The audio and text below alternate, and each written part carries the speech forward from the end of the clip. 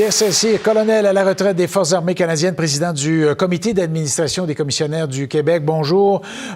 Vous venez d'entendre là, ce que les deux négociateurs, les deux porte-paroles ont échangé comme information. On veut s'assurer que les Russes ne seront plus jamais aussi forts militairement.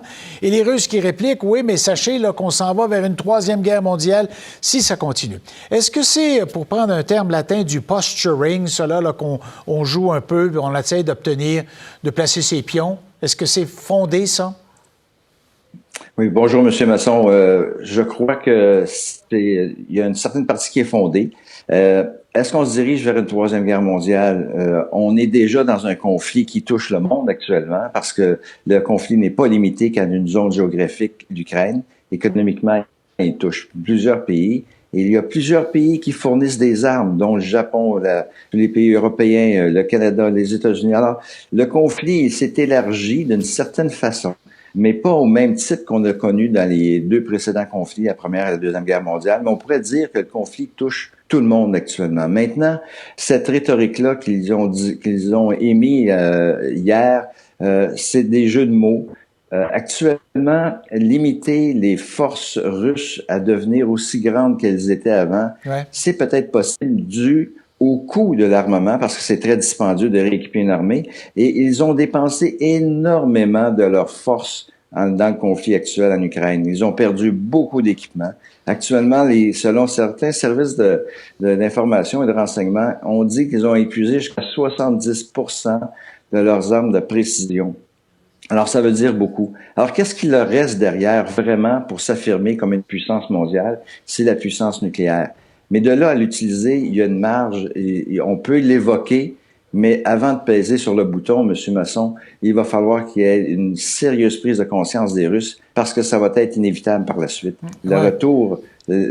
La réponse va être très dure. Oui, mais on s'entend pour dire qu'effectivement, ce qu'on fait, c'est qu'on dit, tous les membres, tous les alliés, les forces de l'OTAN, non, on n'est pas en guerre et on ne peut pas participer à cette guerre-là tant qu'on n'est pas attaqué un de nos membres, l'article 5, si ma mémoire est bonne, là, je pense. Mais dans le fond, là, quand on fournit des convois complets d'équipements qui coûtent cher, qui est facile à utiliser et qui est précis, on est en guerre contre la Russie. Exactement. Alors, on est dans une certaine façon engagé dans ce conflit-là avec la fourniture d'armes. Maintenant, si jamais la Russie voulait arrêter cet approvisionnement-là, elle n'aurait pas d'autre solution que d'attaquer les nœuds ferroviaires qu'il y a en Pologne et dans les pays voisins pour arrêter l'afflux de ces armes-là. Et là, le conflit pourrait déborder. Parce que c'est passé, parce que là, dans le moment, ce qu'on voit, c'est qu'on les attaque en Ukraine. Hein? On voit les gares de train, etc.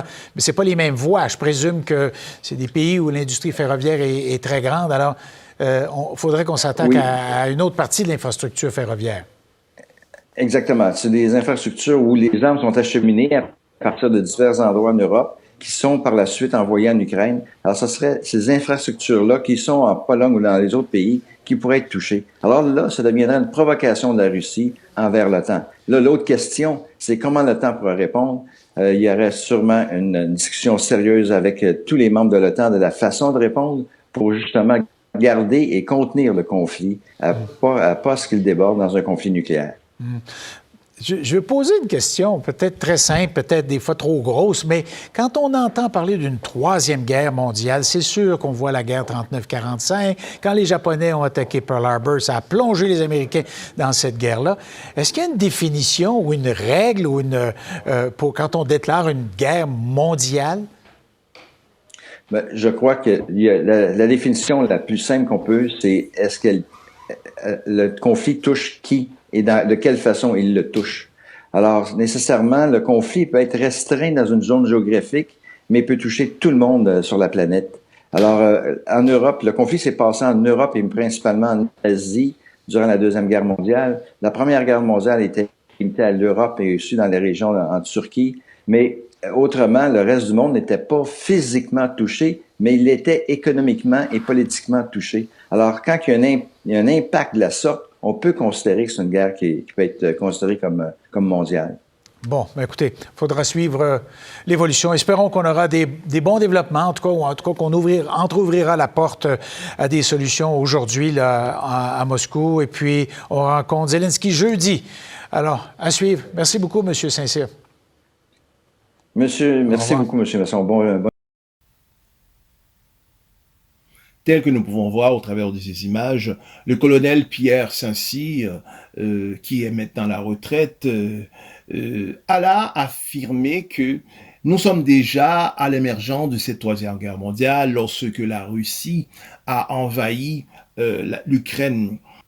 Et cette guerre était inévitable puisque depuis 2010, tout au moins, la Russie oscille autour de cette intention d'invahir l'Ukraine, puisque l'Ukraine a voulu se moderniser à l'Occident en désirant ainsi adhérer à l'OTAN. Et cela, pour lui, était une menace plus que sérieuse. C'est encore une fois avec une immense joie que je vous retrouve encore ce matin au travers de cette capsule. Je me présente, je suis pasteur Jad Isidore, berger du mystère Afa. Et la capsule précédente, nous nous sommes entretenus sur la question des 6 prophéties majeures. Et nous avons exprimé que des prophéties majeures, nous avons formulé que du Christ, les prophéties qui jaillissent de Christ, nous savons bien que, alors qu'il était sur la montagne des Monts Oliviers, et qu'il est en présence des 12, un des disciples alla formuler cette question: Seigneur, à quel signe nous connaîtrons et que tu seras dans ton avènement? Et Jésus le Christ alla faire cette réponse disant: prenez garde que personne ne vous séduise, car plusieurs viendront en mon nom disant que c'est moi qui suis le Christ, et ils séduiront beaucoup de gens. Vous entendrez parler ainsi de guerre et de bruit de guerre. Gardez-vous d'être troublés, car il faut que ces choses arrivent. Ce ne sera pas encore la fin. Une nation s'élèvera contre une nation, un royaume contre un royaume. Il y aura en divers lieux des famines et des tremblements de terre. Alors nous avons exprimé que ces prophéties qui viennent, que Christ a faites alors qu'il était sur la montagne des Oliviers, ce sont les prophéties majeures, car nous avons dit que tout ce qui vient de Christ, tout ce qui vient de Dieu est majeur.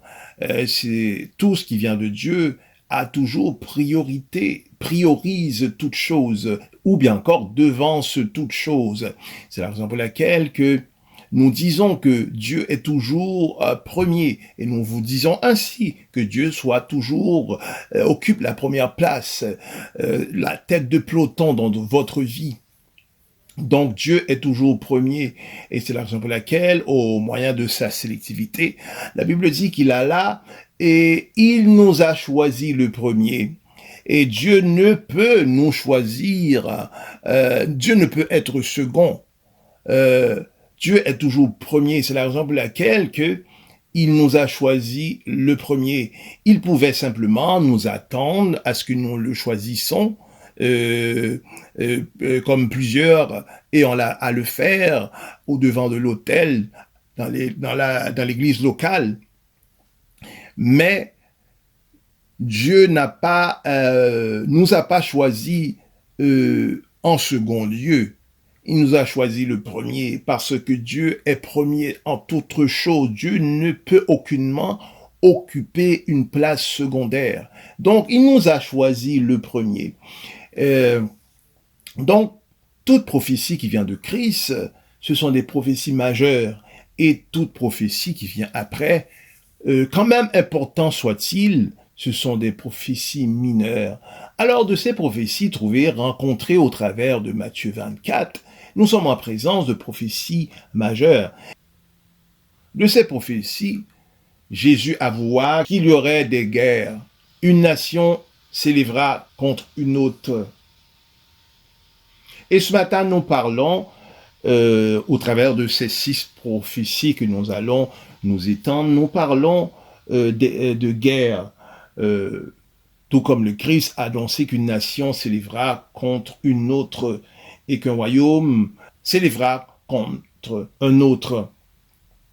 Et il est que, en ce moment, sur la scène mondiale, il y a toujours encore cette guerre, encore qui bat son plein, cette guerre qui oppose la Russie et l'Ukraine.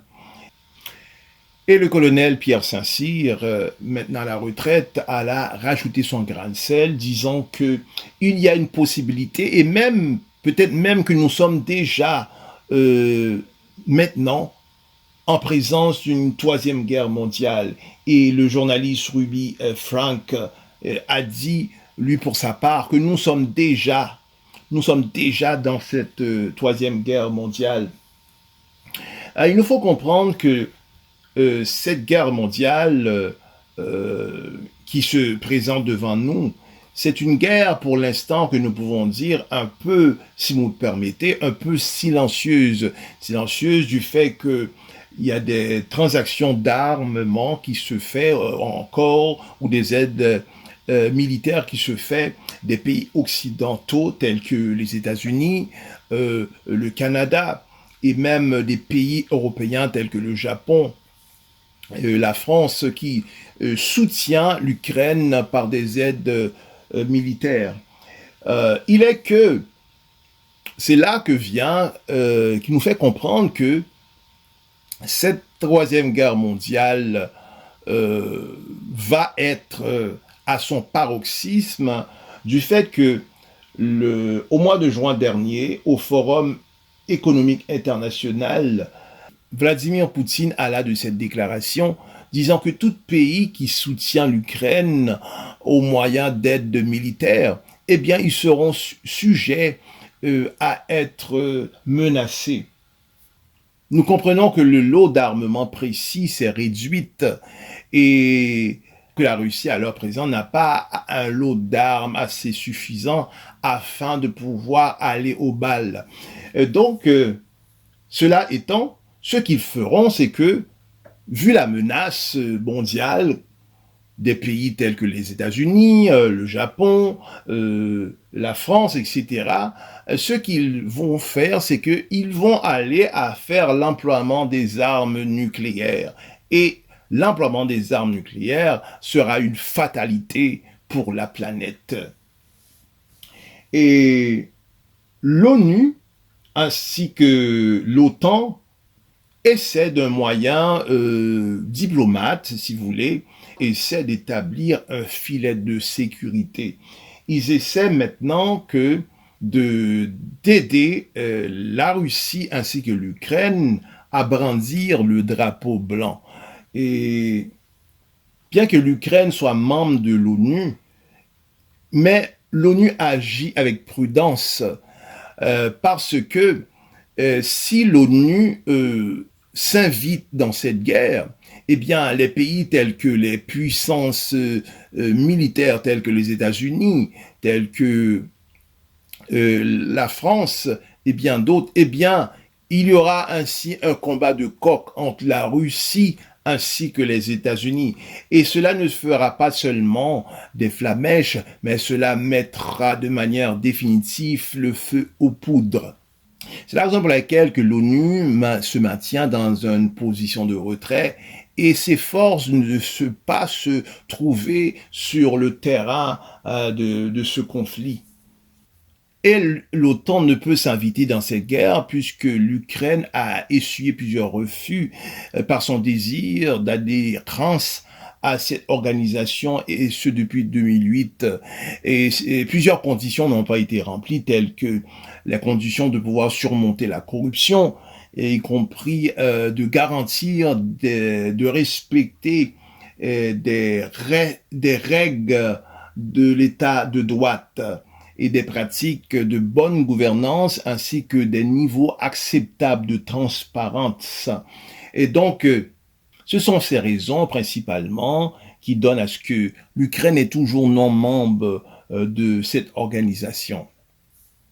Et heureusement, puisque si l'Ukraine avait été membre de cette organisation, il en serait que les pays membres de cette organisation, qui comporte 31 pays, dont l'Allemagne, la Finlande, la France, les États-Unis, le Canada, la Grèce, la Hongrie, etc. Donc ces pays allaient offrir une aide militaire de terrain. Donc ils allaient s'engager de manière totale dans cette guerre.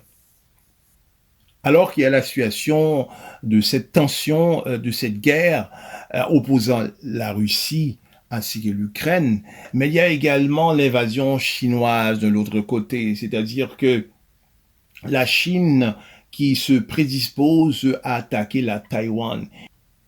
Les Taïwanais maintenant se mettent militaires ainsi que civils à aller dans l'académie qu'on appelle le Kuma, à TIT. Donc, ces civils vont prendre des cours sur une échelle de 12 mois afin de pouvoir s'y faire, afin de pouvoir se faire habile à la manipulation d'armement. Il y a également Israël d'un autre côté qui a reçu des tirs de roquettes de la Liban et également de la Palestine. Et de toute évidence, Israël a là ainsi riposté. Et donc, nous voyons ce cocktail au point de vue mondial. Et à tout moment, cela peut complètement dégénérer dans une manière incontrôlable. Et c'est tout cela qui a engendré cette famine que nous connaissons à l'heure présente. Et de cette famine, l'acteur principal, c'est cette guerre. Nous savons que l'Ukraine est un joueur important au niveau mondial, au point de vue d'exportation de blé. Et compte tenu que nous sommes en présence de guerre, alors la distribution du blé ne peut se faire. Alors les pays importateurs doivent maintenant se tourner vers d'autres localités afin de s'approvisionner ou bien encore d'importer ces ressources.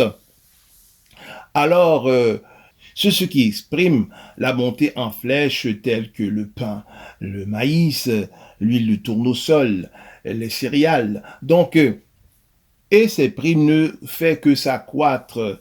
Il y a ainsi que la Russie qui occupe la 3e place au niveau de la distribution du pétrole.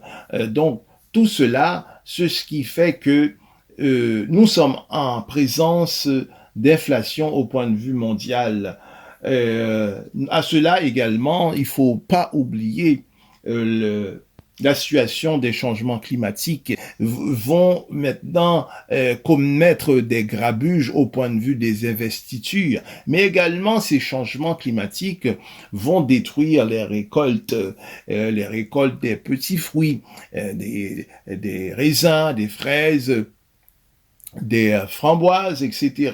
Donc, c'est la raison pour laquelle, lorsque nous passons à la caisse, et cela nous coûte des coûts exorbitants. Et cela n'est que le commencement. Nous avons parlé de guerre. Et selon 1 Thessaloniciens 5:3, il est dit, lorsque vous entendrez les hommes parler de paix et de sécurité, sachez que la fin est proche.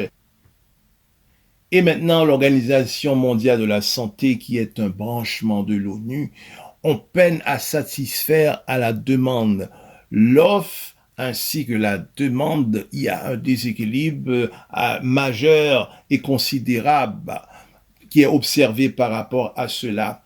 Et la responsabilité de cette organisation, c'est de voir à la santé. Et lorsqu'on parle de santé principalement, on parle de bien se nourrir, de bien s'alimenter. Alors c'est la raison pour laquelle qu'ils ont cette responsabilité de distribuer des éléments alimentaires afin d'assurer au point de vue mondial la santé de la population. Et selon 1 Thessaloniciens 5:3, il est dit, lorsque les hommes iront paix et sécurité, sachez qu'une ruine soudaine surviendra sur eux. Et nous pouvons nous exprimer de la sorte et pour que les hommes puissent avoir un langage de paix et de sécurité, cela prend quelque chose, cela prend une tension, plus qu'une tension, cela prend une force majeure. La force majeure n'est qu'une guerre. Donc nous savons que la guerre vient maintenant soustraire, vient même ravir dans sa totalité la paix. Et c'est la raison pour laquelle que nous pouvons nous exprimer sans nous tromper que de ce passage, qu'il est dit, lorsque les hommes parleront de paix et de sécurité, sachez que la fin est proche. Donc, nous pouvons eux-mêmes exprimer que l'Antéchrist fera son arrivée sur la scène mondiale après que ces tensions, après que cette troisième guerre mondiale qui déjà a pris son émergence, qui va maintenant aller dans des proportions encore plus grandes. Après que cette guerre aurait connu son terme, alors l'Antéchrist se manifestera.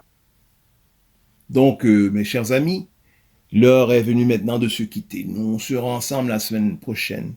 D'ici là, veuillez vous abonner, veuillez appuyer sur la cloche de notification afin de pouvoir consulter la capsule lorsqu'elle sera mise en ligne.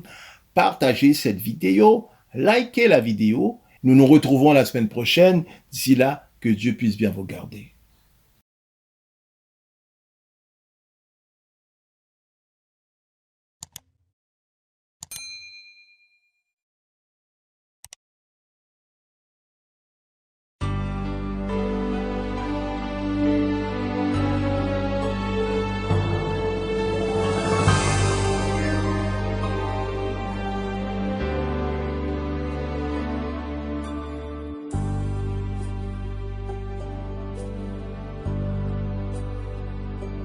Je sais qu'un jour, mes yeux verront Jésus.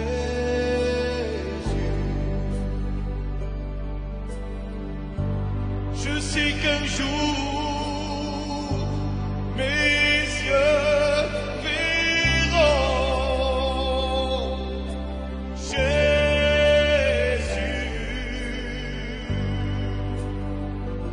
Si je marche jusqu'au bout, par la foi et malgré tout, je sais qu'un jour,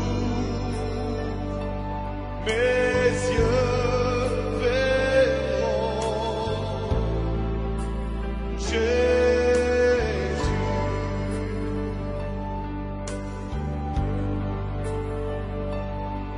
Jusqu'au bout, je veux te suivre dans les bons, les mauvais jours.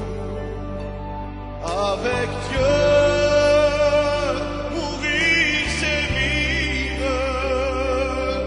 Avec Jésus, oui pour toujours. Je sais qu'un jour, mais